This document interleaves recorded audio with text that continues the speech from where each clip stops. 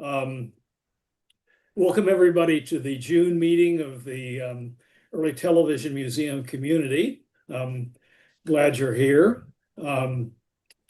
Dave, how many months have we been doing this now? Got to be going on 2 years.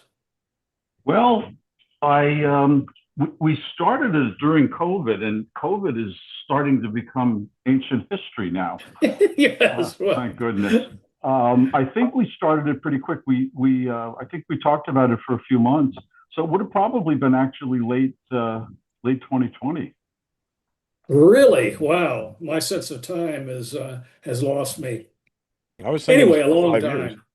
Yeah, wow. Yeah. Okay, I want to thank the New Jersey Antique Radio Club for providing this Zoom feed for us and for sponsoring the meeting. I'll give my report first, and I'll ask new members new visitors to speak up, just to give some more people time to get on. I think we're at 249 members now, close to 250, which is nice. A swap meet is coming up October 18th, I think. So mark your calendars for that. We'll hope for better weather than we had at the convention. Sweepstakes prizes will be drawn at the swap meet. We're up to $1,750 in ticket sales. We need 8,000 to award the prize, but I think we're doing very well. I think we won't have any trouble reaching the $8,000 and probably more than that. If you haven't bought tickets, get them now or get them whenever you can.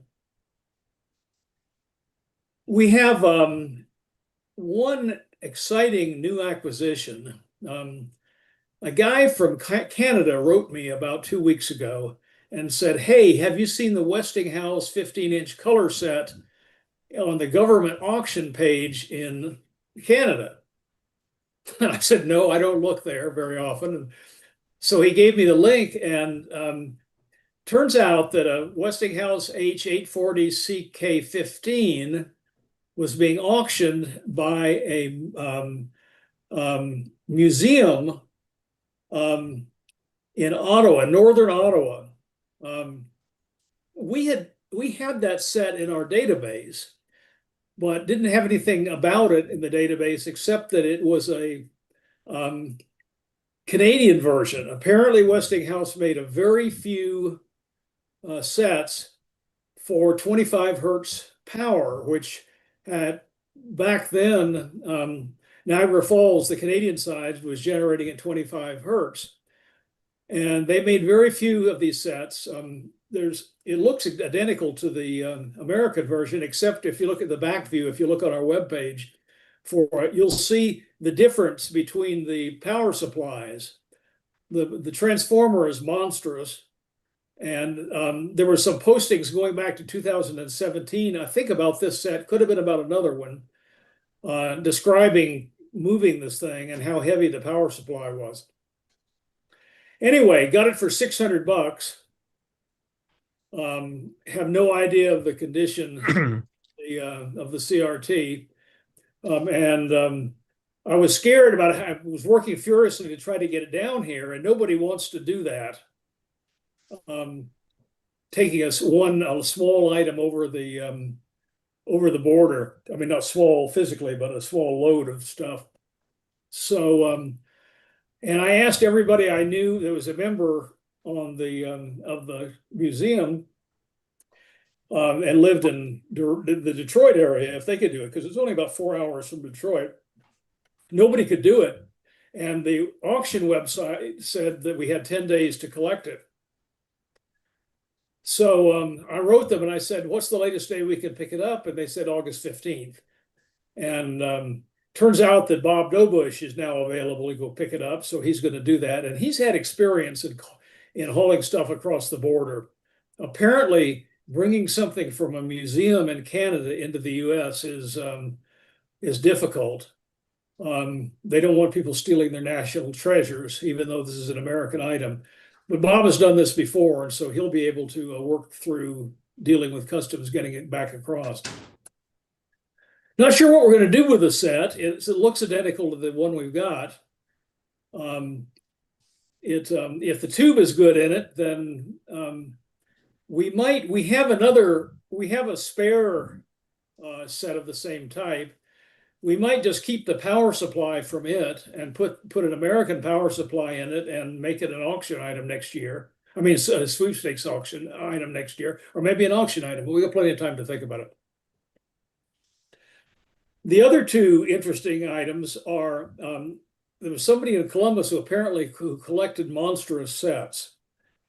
So they donated they just arrived Saturday. They donated a monstrous Zenith 19-inch console with a roundy with a 19-inch tube and a record player. It's in beautiful shape. And also a Dumont RA-110 in beautiful shape. Thinking we don't have any really monster combos on display other than that the RCA Berkshire. So I'm thinking about maybe putting the Zenith on display, taking out a couple of the smaller sets to make room for it. But worry about that when I get back to Columbus. Final thing is that Larry identified 8 more sets in the warehouse that we didn't want, that we've been trying to get rid of. So I ran another ad on Facebook Marketplace. I now, saying they would be available first come, first serve starting 10 o'clock Saturday morning. And by 10:15, they were all gone. So we now have an easy way to get rid of junkers, sets that we don't want. And a lot of them are going to good uses. I think 3 of these sets went to an artist that makes artistic creations out of them. So that's a hell of a lot better than them going in the landfill. So anyway, that's my report. Any questions or comments?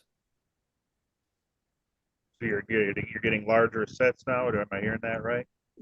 What's that? You're putting larger types of sets on display. Am I hearing that right?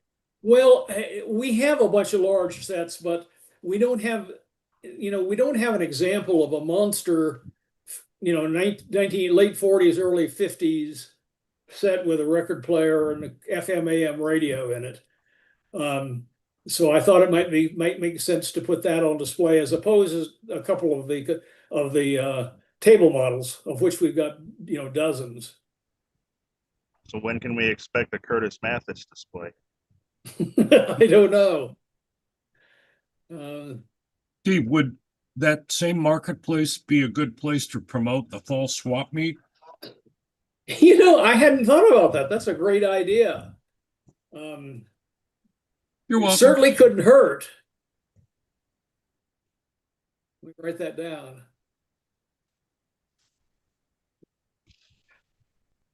Yeah, there's no telling who would show up. I was shocked by how quickly.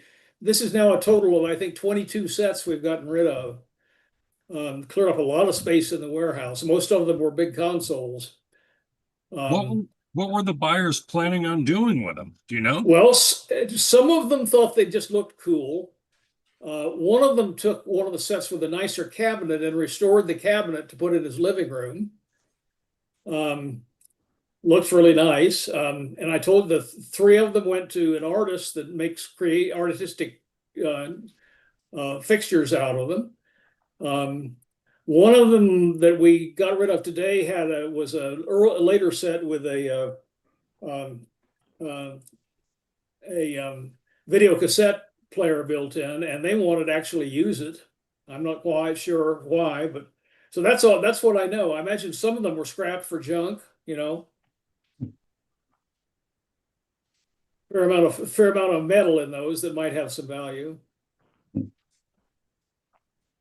Oh, while I'm on that subject, I just take a diversion here that sort of, I got an email today from a guy in South Africa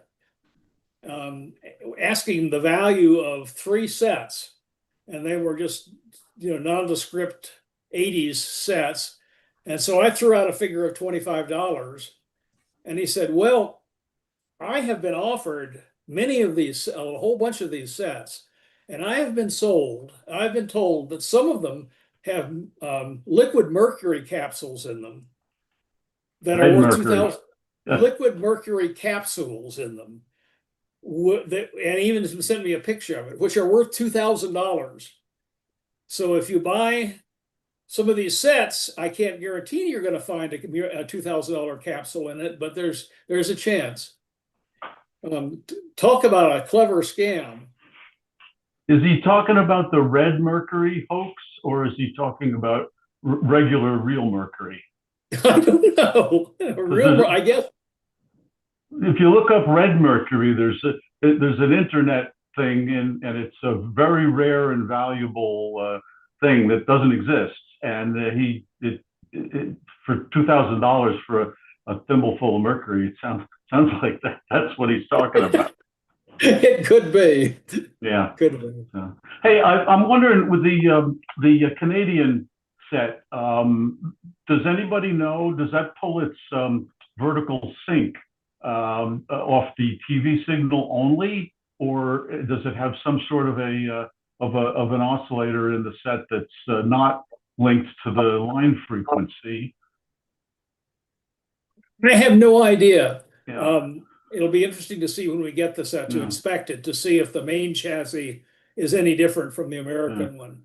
Because if it's somehow keep in sync without well, in any case, it has to keep sync with the signal. I don't even know if you'd have to change the power supply. It should work just fine then. Yeah, I don't think you need to. A 25 hertz transformer will pass 60 cycles easy. Well, I know that, but if we were going to put this in the sweepstakes or the auction, I'd want to keep the power supply for us to put on display, That's fair and enough, just yeah. put a regular American supply in the set. Okay, well that's a good reason to keep it, because Yeah, nobody's ever right. seen one before, probably, Right. and it's got to be gravitationally enhanced, to say the least, It is, yeah, apparently is. And one of the things I'm going to do on this is the museum is a museum in Wingham, Ontario, and they had one of their, I can't find out much about them, but they had or have a radio and TV room. And there's one local TV station there that's apparently in some way connected to the museum. So I'm going to explore and see if I can find anything about the history of how in the world, one of the first color sets ended up in the boonies like that. Hey, Steve, Yeah. the station that you're thinking of is CKNX TV. That was on Channel 8 before, everybody went shuffling along. And look and see if the name G.W. Cruikshank, CRUICKSHANK, is listed. Okay. Because he was a historian of Canadian radio and television. Okay. I'll check that out.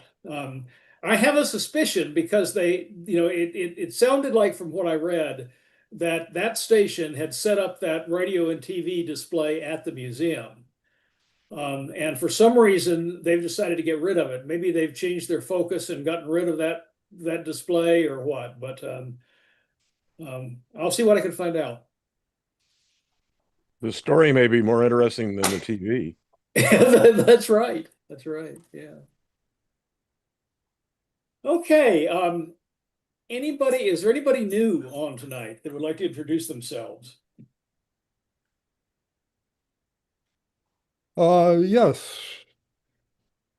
John Staples in Berkeley. Let me turn the camera on.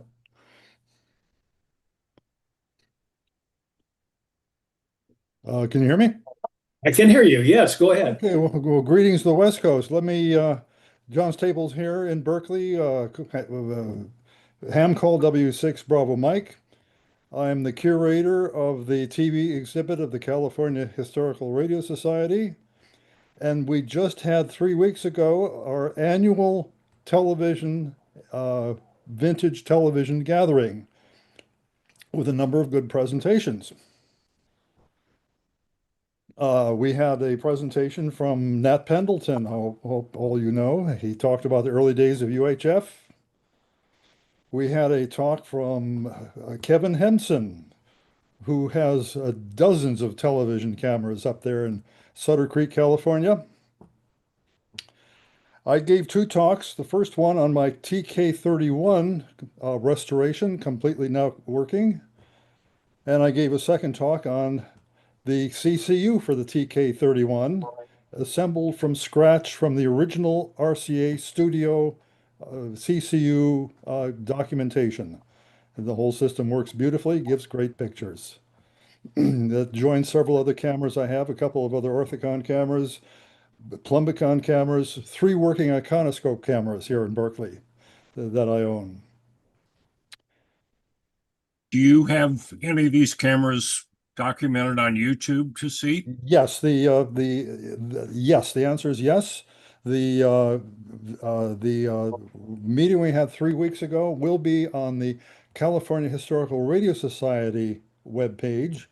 We do that. We do a complete documentation of that in 4K video, by the way, with also good audio.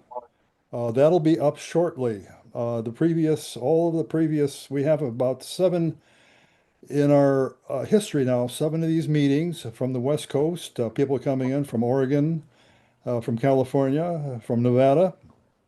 We've been meeting early at people's homes. In the past few years, we've been using the facilities at the California Historical Radio Society, where we have a really nice venue now to host these meetings.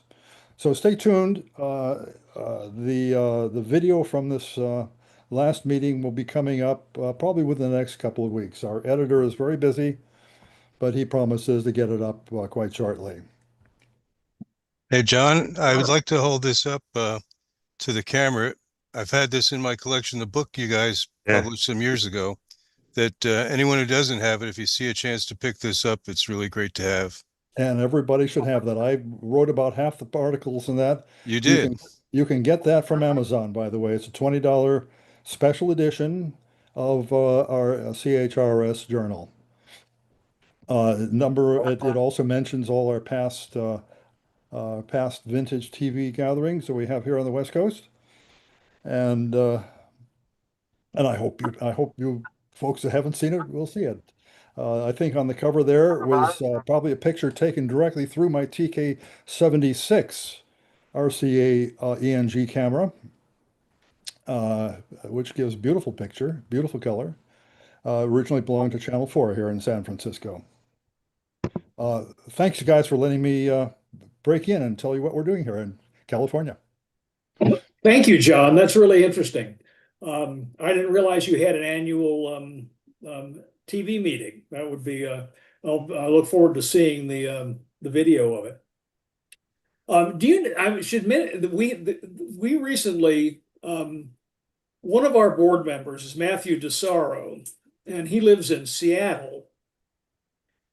At our last year's auction, I guess the year before last, he bought a Western Visionette mechanical scanner and took it home and started looking at what was there, and he discovered that it had an 80-line disc in it. That's not And- correct. What's that? I think that's not correct. We No, have it is a- correct. It we is have a- correct. Okay, maybe it's a slightly different Visionette than It the one is. that we have. Go It ahead. is. It's a special Visionette. Ah, And the reason I bring it up is that it was used by it was used by Don Lee in Los Angeles. We tracked down where it was. The person who donated happened to live in a suburb of Los Angeles that had the 50 hertz power.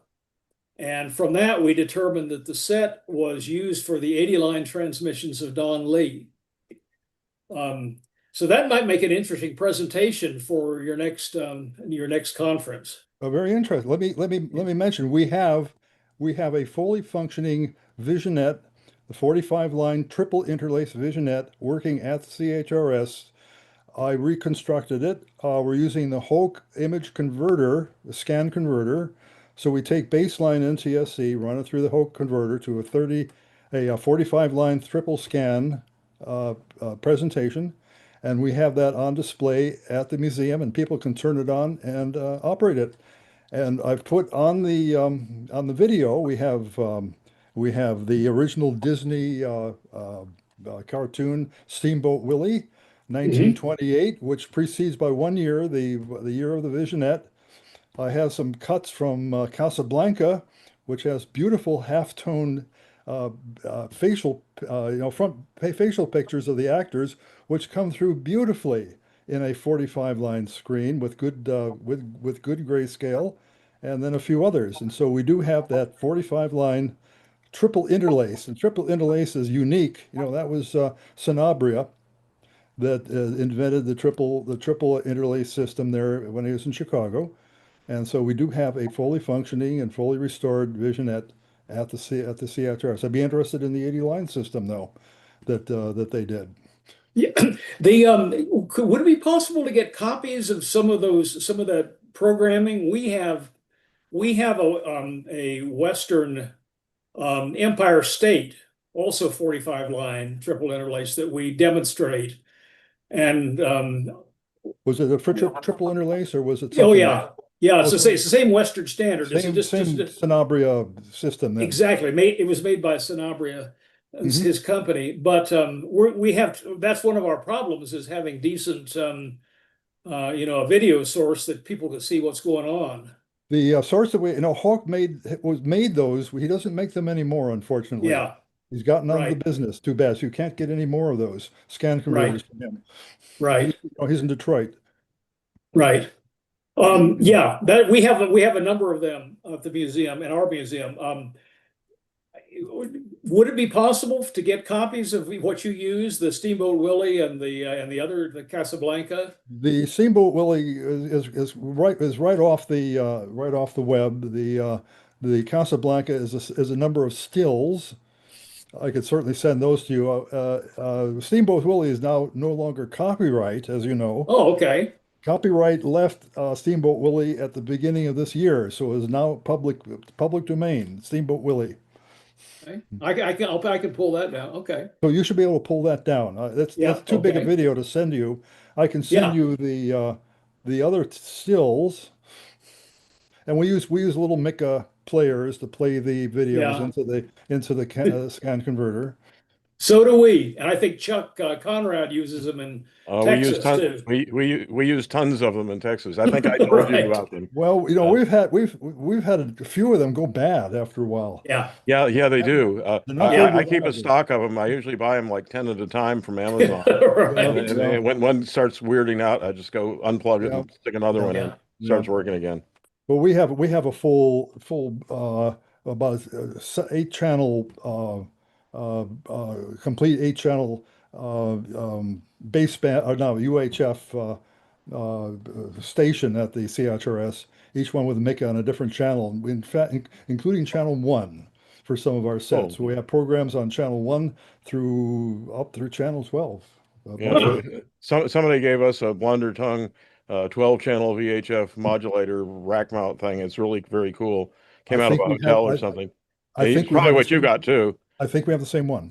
Something you might look into is I think it's called Loop TV. How do you spell that? LOOP. And for free, they will send you a little receiver that streams video. And they've got some pretty cool channels on it. One that's mostly Warner Brothers cartoons. There are commercials in it, but they're not offensive commercials, and they're really quick. That's how it's supported.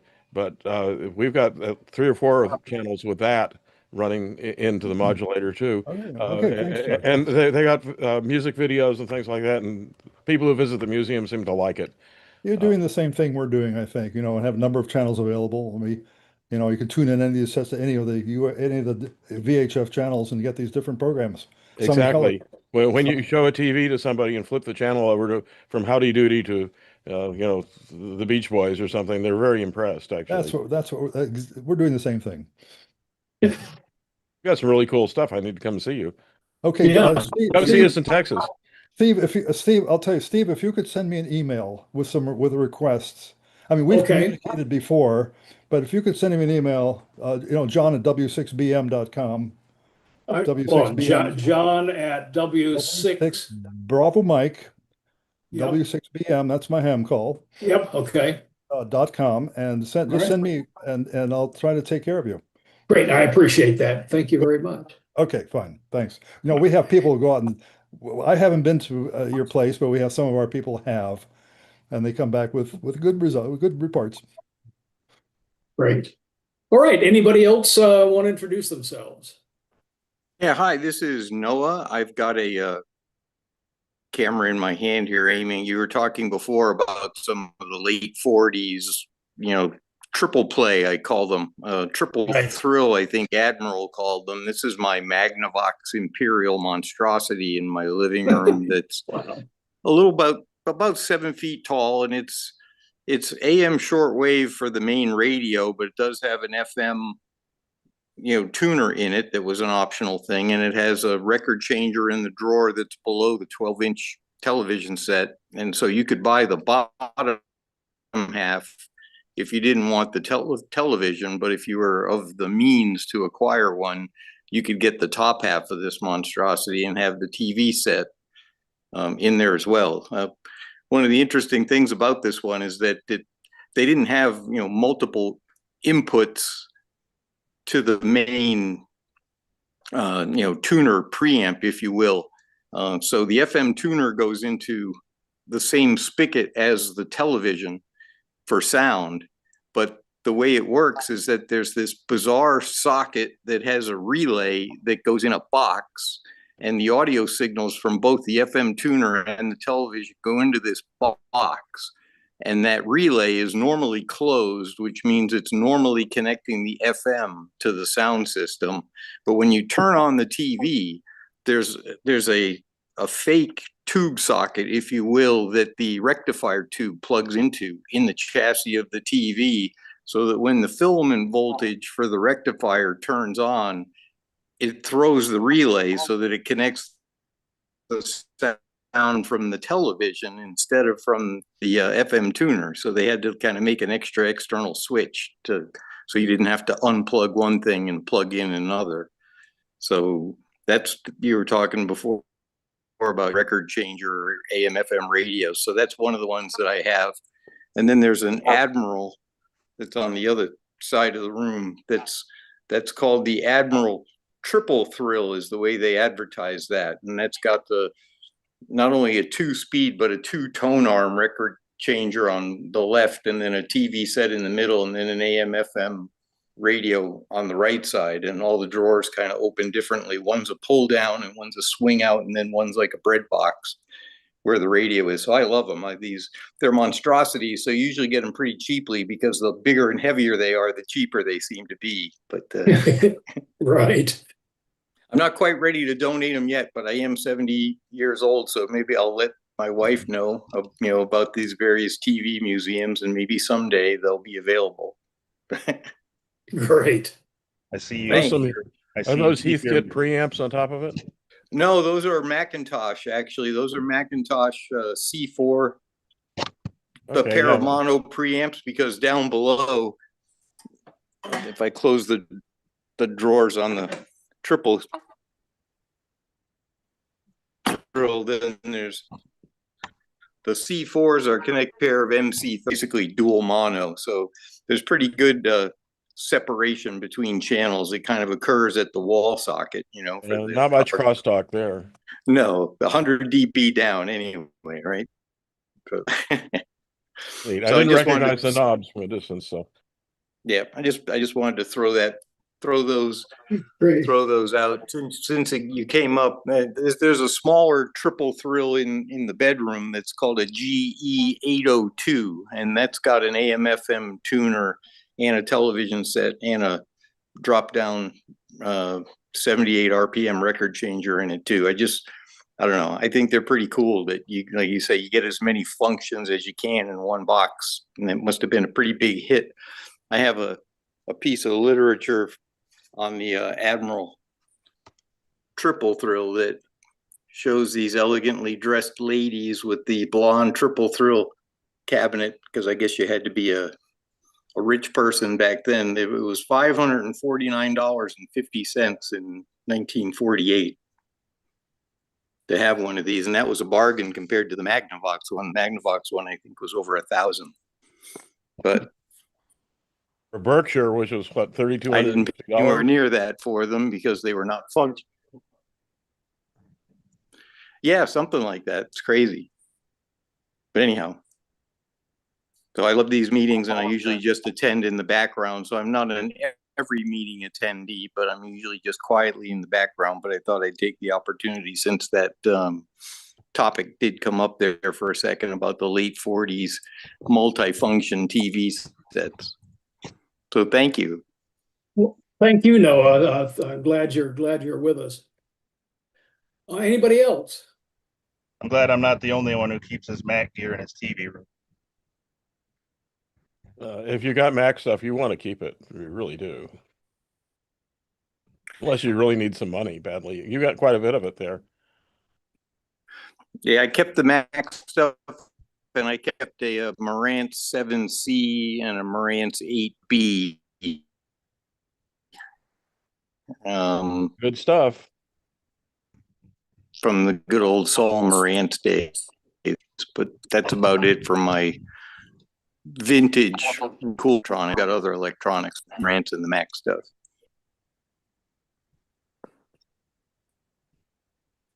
Okay, thank you. Anybody else?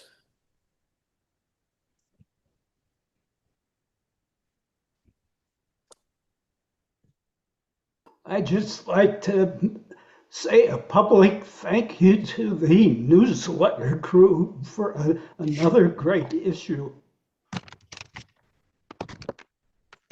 Want to second that? I didn't see Nick. where you had anybody else that wanted to do a bonfire, though. Hey, Nick, do you want to sort of reintroduce yourself? You haven't been around for a while. Yeah, apologies for my unintentional absence. Parenting has called me away. I have been getting a little bit of email traffic from seemingly random people recently wanting to know about the efforts of the rebuilding. So for anybody that doesn't know, I currently have a horizontal necking lathe that's functioning. I have a vertical machine for sealing that's functioning. I have an oven that's partially capable, although I haven't figured out how to program the PLC yet. And I also took the liberty of building myself a smaller horizontal lathe to handle the 10 and 12 inch stuff, because I'm pretty sure there's going to be a fair bit of that. So that leaves the original horizontal machine for the larger, 21 inch and above type stuff. It just makes it easier not to have to change the chucks around and all this stuff all the time. But the nagging issues are still parts related. I had some conversations with Jerome over in Europe.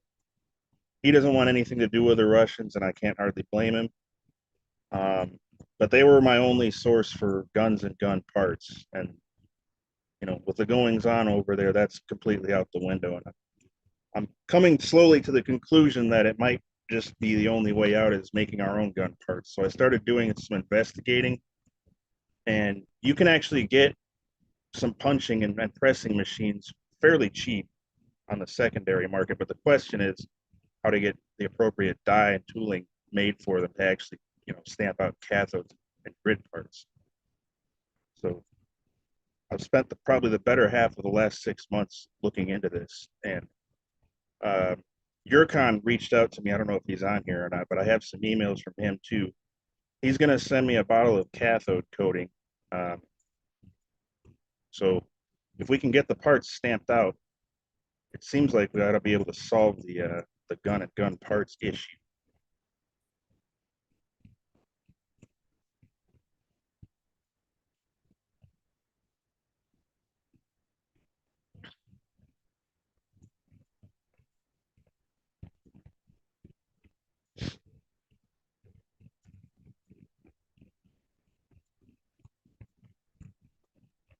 Nick, I think we lost your audio. Or are you finished? No, I'm done. Unless anybody has questions.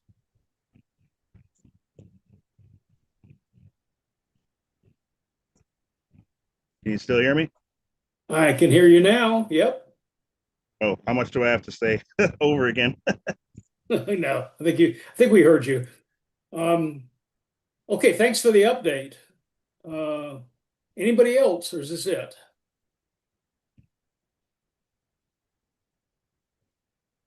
Well, then let's move on to Larry.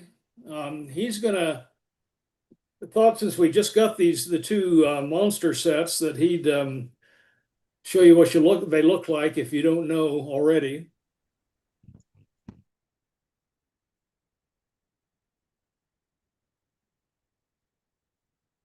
Which one do you want to start with, Steve? Oh, I don't care. Okay.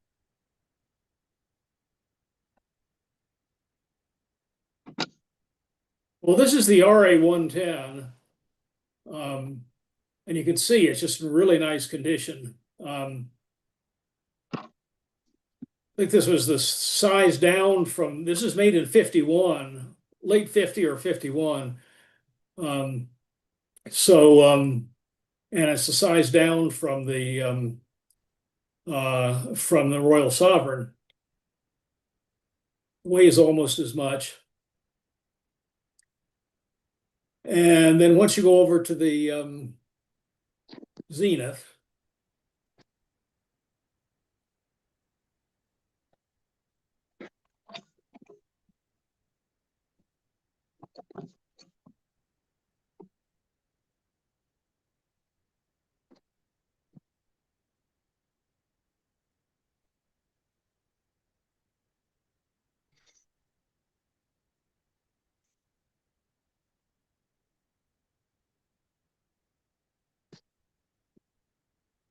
if the CRT is good in this Zenith, which is a big if, it would be a good candidate for restoration. That would be nice to have in operation.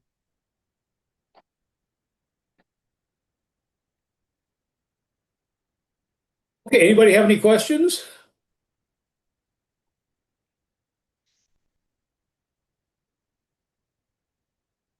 Does that have a Well- phonograph in it? Is that Larry, pull there it is. Is there something supposed to be below that? It looks like there was some rails or something in there. I don't know. Anybody know? Maybe a radio.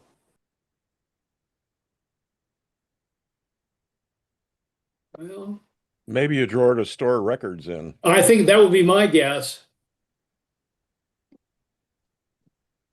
Steve, this is Keith here. Can you hear me? Yeah. Yes. I have a lot of parts for one of those. I think that's the same model as one that I bought many, many years ago. It was in very rough shape. I bought it with the CRT.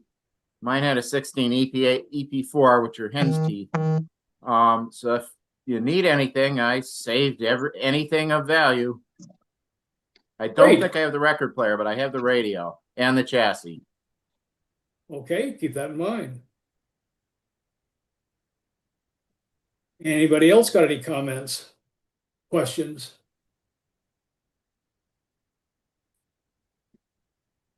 Well, then let's open the floor up for conversation. Got a topic, bring it up.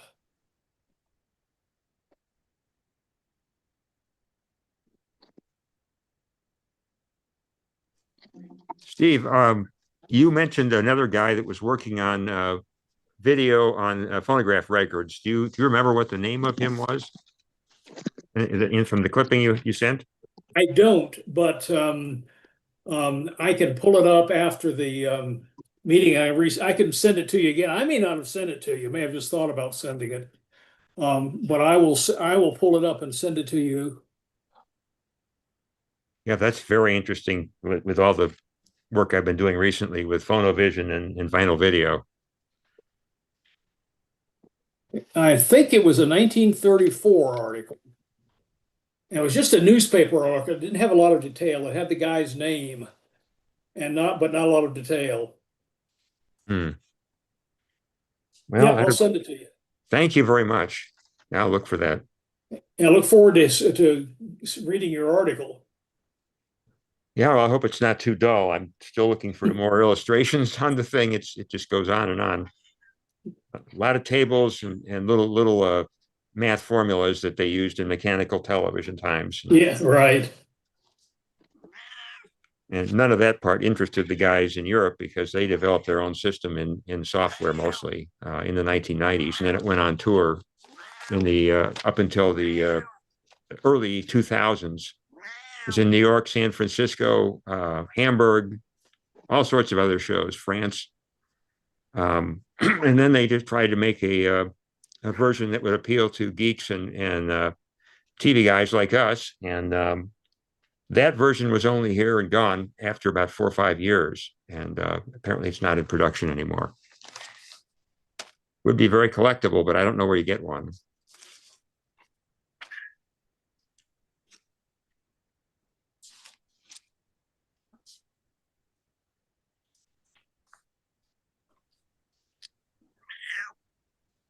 James, while you're here, can you help me out a little bit with my color tell? I'll try. I need a drive belt. The one I have is the right size, but it's actually a hydraulic cylinder seal. It's a very soft rubber. Mine's running just a bit low speed. I can't get quite up to speed. Do you know the dimensions of that proper belt that I can walk over to Granger and see what I can find? No, I'm afraid I don't. Okay. Do you have? Is there any vestige of the old one left? Not the original. No, it came to me with this replacement. Yeah, I used to know a technician that when I was in the games industry, was involved in television, and he made belts with something he got with swimming pool supplies, and was able to stretch them to the right size. And I don't remember the details, but it had something to do with swimming pools. So that's a clue. Yeah, Cliff Benham gave me the specs once, and I lost them, so I'm just trying to catch up here. All right, well, Yeah, I'm sorry. I'll look and see if there's anything. I corresponded with him about ColorTel for years, and there might be something about that in there, although we didn't usually talk about the motors and the belts. thank you much, sir. Yeah. Hey, Dave, Is there's the a- problem that the belt is slipping? Or?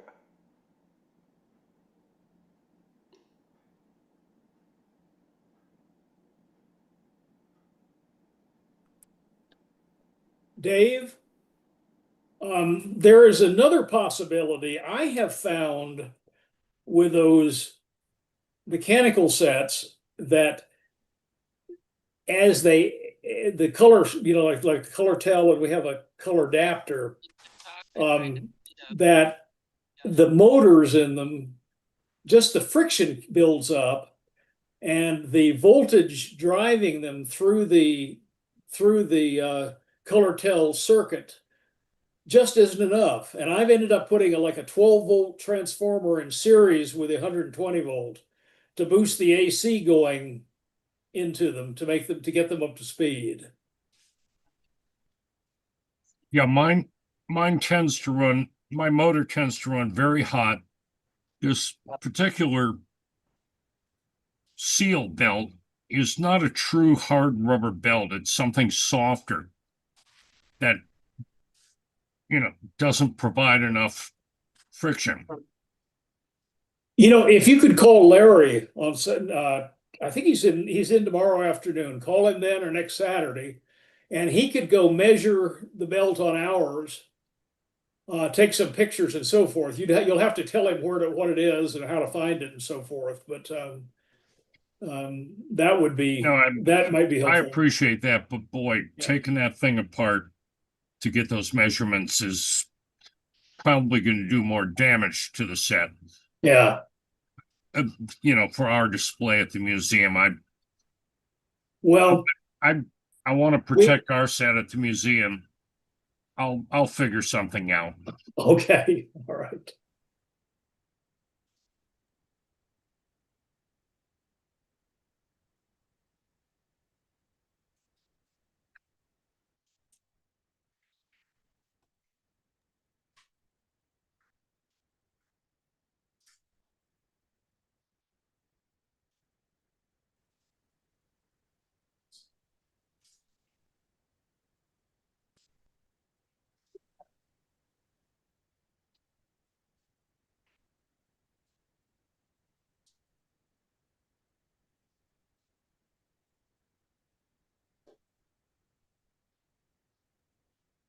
Little side collecting note here.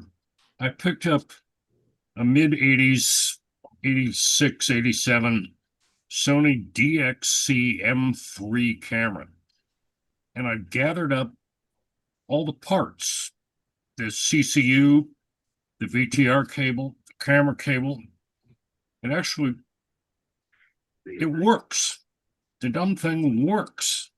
I just got a little tripod today I bought from Amazon with 2 complete panhandles for $1.89. And I have the lens, the zoom kits, all that stuff. Thank you, Phillies, for throwing this stuff out. So I'm gonna try and, get this thing up and running and maybe show a picture and post it somewhere. I grew up with these cameras. My early video production business was with an M3 followed by a DXC 3000, and then the M3 is a tube camera. I've tuned it up. It looks really good.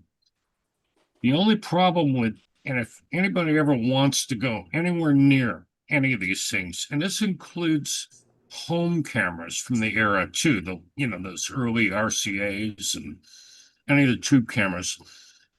If you're looking at one on eBay or something like that, ask to see a photo with the lens off, looking into the tube. They all have IR filters on them, a light blue filter. But it's also a sandwich glass. There's a little bit of glass on either side of the filter. It's all squashed together. If they go cloudy, you're cooked. It ain't going to work, and you're not going to find another one. So if you're, even thinking about that, just ask to see the IR filter, because the IR filter is not just a filter. It has optical qualities also. I had a DXC 1640 and I had to replace the IR filter because it was all clouded up. And luckily I had a filter that I was able to get from another camera to put back in.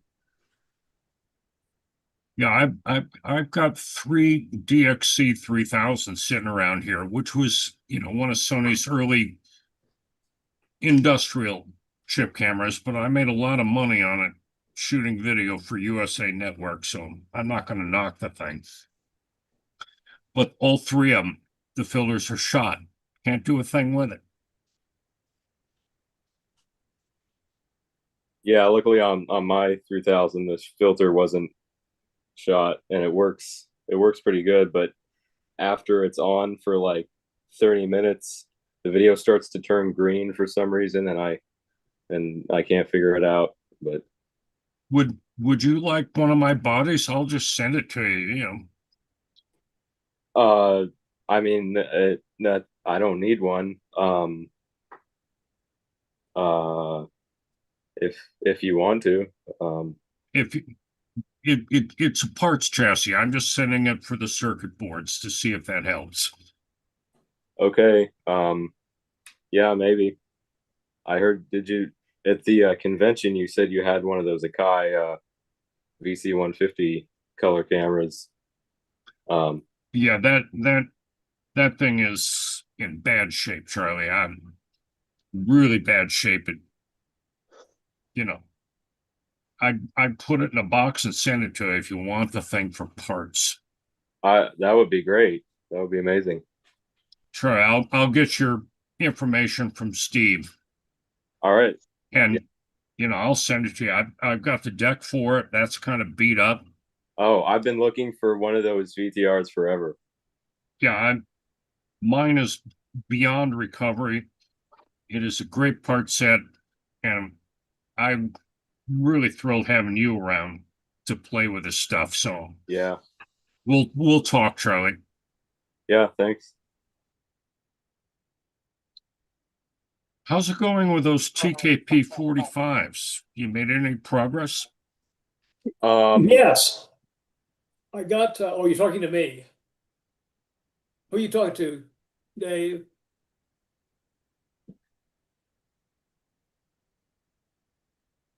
I assume you're talking to me about the ones we have at the museum. You or Charlie, whoever. Okay. We finally got documentation, so that's been holding us up. Yeah, I powered up all 3 cameras. There are 3 CCUs and 2 power supplies. I don't believe they're getting high voltage. I don't believe the tubes are getting high voltage in the cameras. They all do the same thing. The viewfinder CRTs do not come on. I've tried different cables. I've tried different cameras with different CCUs, and they all do the same thing. So I'm thinking it's maybe an issue with the power supplies for the CCUs, but I can't really figure it out. But the cameras definitely they're not getting high voltage. But it's sometimes, this is the problem with working on cameras that have separate CCUs. Is sometimes it's hard to determine if the problem is in the camera or the CCU. But I've looked inside those TKP 45s, and I believe it looks like all that's inside those is just the power and deflection board, and all the video processing is in the CCUs. I don't think it's a problem with the cameras because they all do the same thing. The viewfinders don't light up, and I plugged the output into a monitor, and I haven't seen anything. There's no video output. So I'm kind of stalled on that right now. All right, Charlie, the manual, the technical manuals have been mailed, so they'll be at the museum this next weekend. Oh, okay, good. Oh, we found a set? Yeah, we found a set from who was it? Can't remember. Slipped my mind right now. And finally, just the network of people in this community came together, and one person asked another, well, I got an email saying we've got them. Perfect. I have to leave early tonight. I have an appointment, but hope everybody else can continue with their discussion. And thanks for attending, and we'll see you next month. No, and for Nick, thank you very much for that Concord VTR out of the Cliff Benham collection that arrived here fine and safe. It's just, I'm looking around. I got to look around and find the primary drive belt for that thing. It's making a picture. It's just a little unsteady, left or right, and I can hear the motor running up and down as it tries to pull stuff through. So thank you, and the search continues. I can't believe it works. It works. The electronics are good. I put a little color, a little home video color camera into it. It records it, but it's just a little unsteady. Maybe the belt's a bit too loose. What was that? Maybe the belt's too loose. The belt's probably shot. Yeah. There's not grabby enough anymore. Now, the back tension, the little felt brake tension things seem to be in good shape. internally, it's completely clean. It just pretty much ran from the get-go. I had some old tapes from another machine, which also had the same instability problem. So that narrowed me down to the main drive belt, you know. It's just so funny because you're like 50 or 60 miles from Cliff's house, and had I known you were interested in all this stuff, I would have just told you to come with a moving van and take whatever you wanted. Oh, Because I'm literally when I tell you, we hired actually it was John Tominski. I'm sure some of you are familiar with him. He brought his auction folks over and we sold everything we could out of the house. But Cliff was a hoarder and he had so much stuff in that house. By the time it was auctioned off, it was still full of junk. I'm only 20 miles from Cliff's house. So it went with me back down to Maryland and then back up to you. Anyhow, well, thank you for that machine. It's very kind of you to take care of getting that to me. Appreciate that. Well, I tried to save everything I could, but it was such an undertaking that 8 dumpsters worth of stuff were hauled out of that place. And there was still more. No, you did your part and you did it well, and we all thank you. So what VTR is this?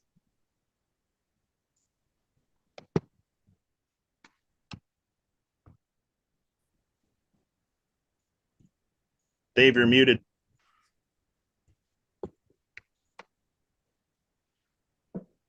One more time, Nick. You had yourself muted.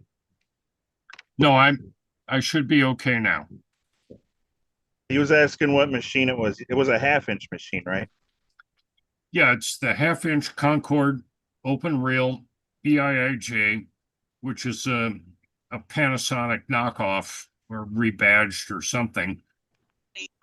But it's good and solid, and the electronics are great. You know, it's what, 1975 or something like that.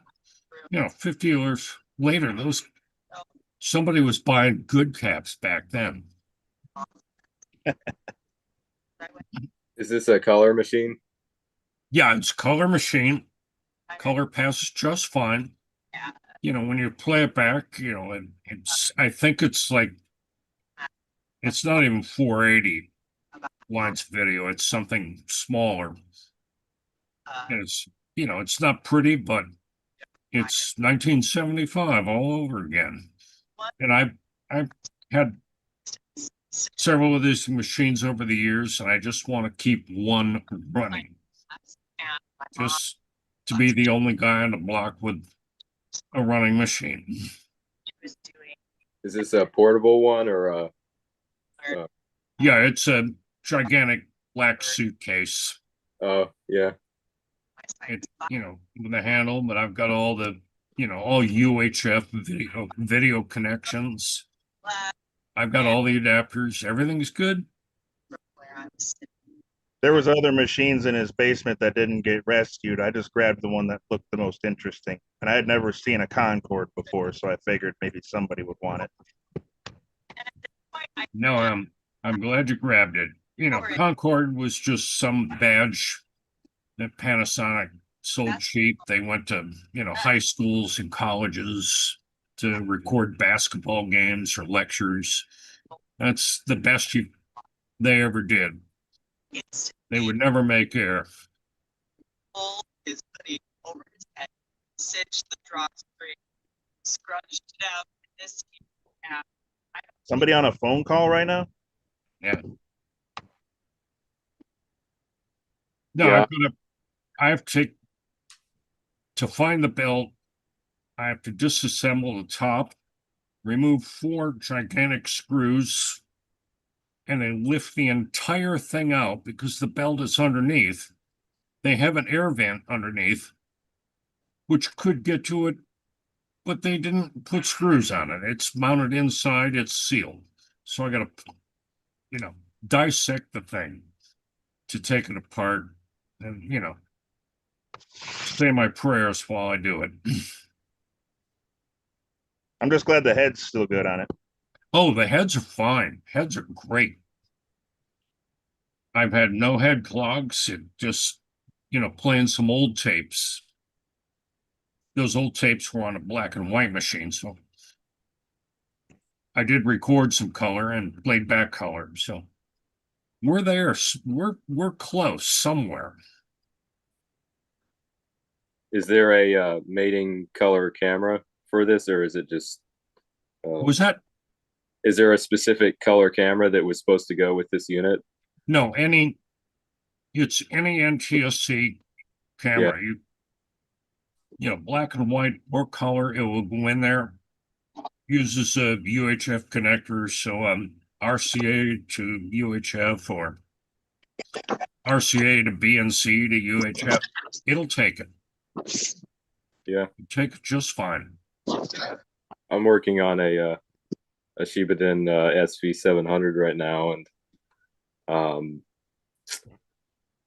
I had to the capstan belt had turned in that awful rubber goo.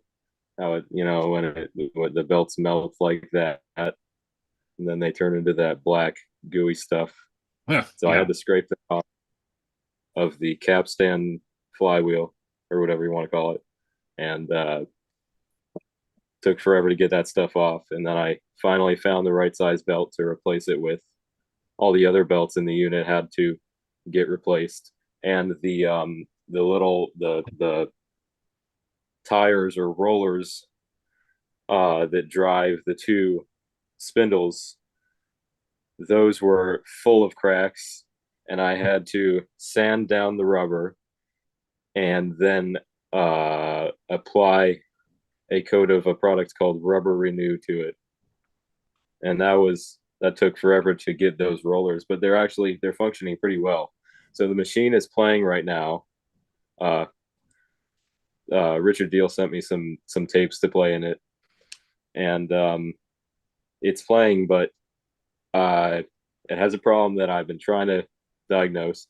It appears that every few seconds the vertical sync drops out, and it's just unwatchable. So I've been trying to figure that out, and it's been a little hard, so I haven't really gotten anywhere since. Nothing comes quick in these sort of things. Yeah. No, I gotta do the surgery, pull it out, find that belt, go over to Grainger again, see what they have that looks like it, see what I can find. Stay tuned.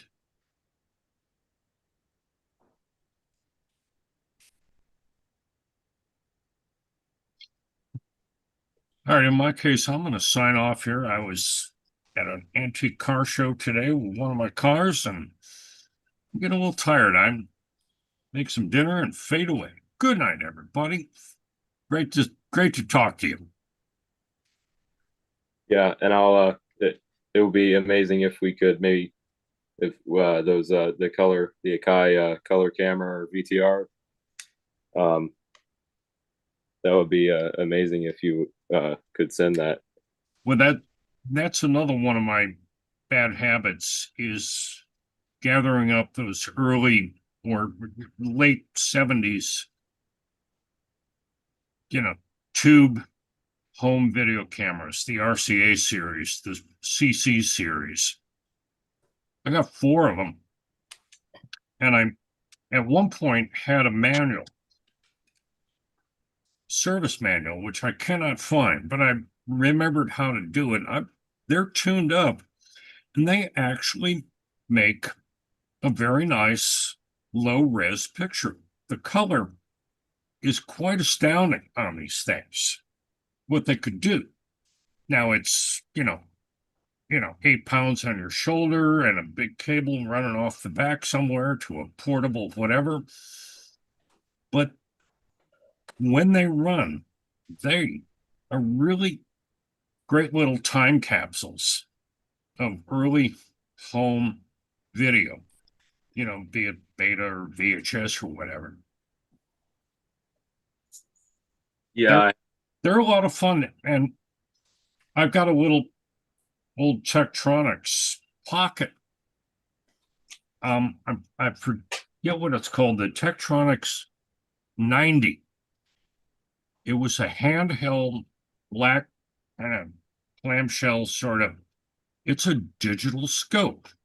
This is from the 90s. And the 90D version, which I have, actually took early SDI video in, so you could see that before HD. But for an analog scope, it is wonderful. And I can sit there and put it in line with my cameras, you know, from camera to scope to monitor. And I can see exactly what I'm doing. You know, there's no point in putting these cameras on a grayscale chart. You just aim them at a white piece of paper and hope for the best. And this handheld scope, if you're ever fooling around with video cameras, analog stuff, you know, even chip stuff, you know, in the 90s and so on, that's putting out analog, go find one of these things that's working. And if somebody's selling one, the first thing you do is ask about the battery compartment, because they were abused a lot. This one's clean, but I run it on an AC adapter.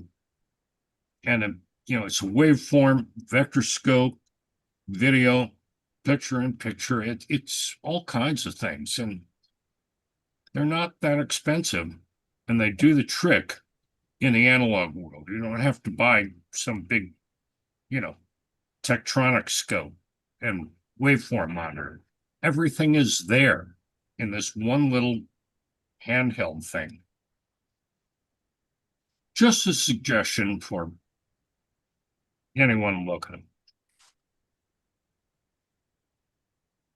Yeah, you're talking about the early RCA color cameras. This, Yeah, the CC series, CC 001, 002, and the numbers just keep going. Yeah. But the 01, the 02 are striped Santicons, which is just an interesting format.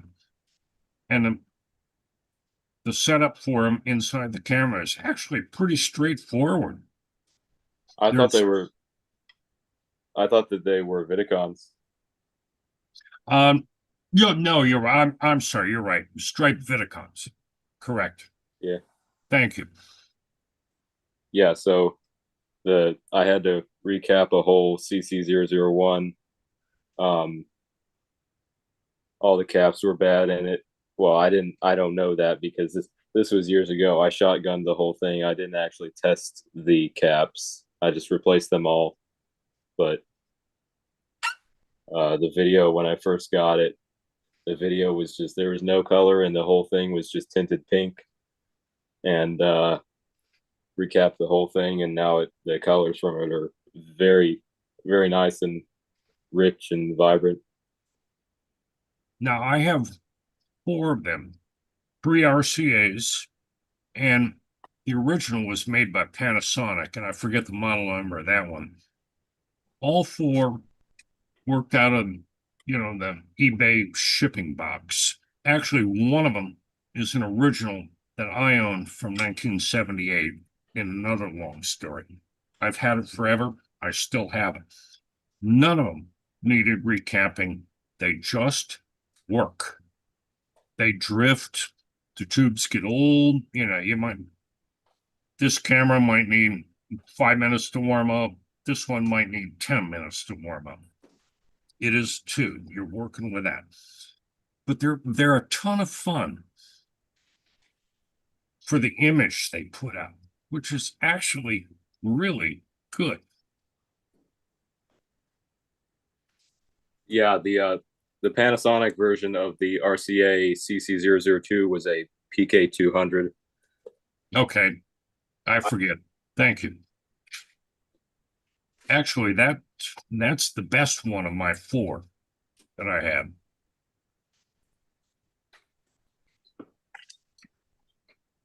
Yeah, I have that camera here, and it didn't need any recapping. It just worked when I got it.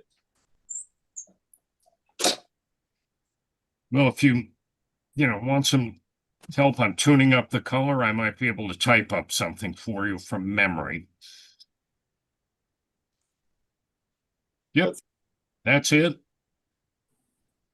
That's the thing. You can't kill them. And they're really not hard to tune up.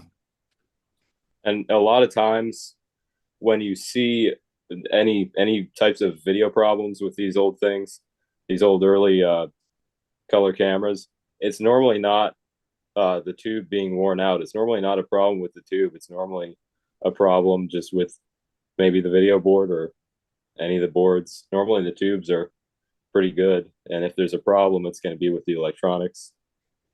Yep.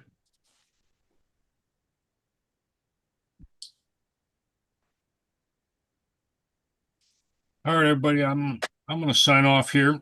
I said that a while back, and now I really mean it. I'm hungry. Talk to you later. Good night.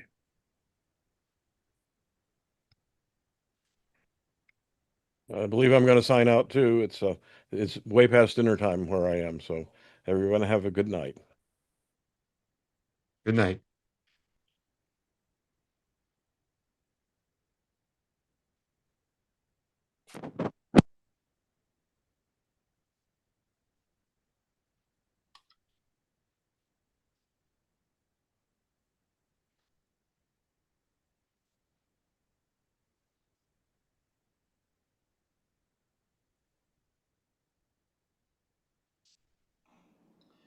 Yeah, good night, all.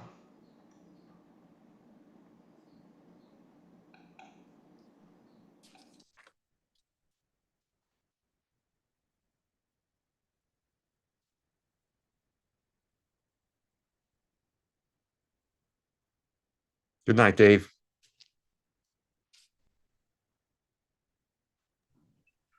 Good night. We'll see you all next month.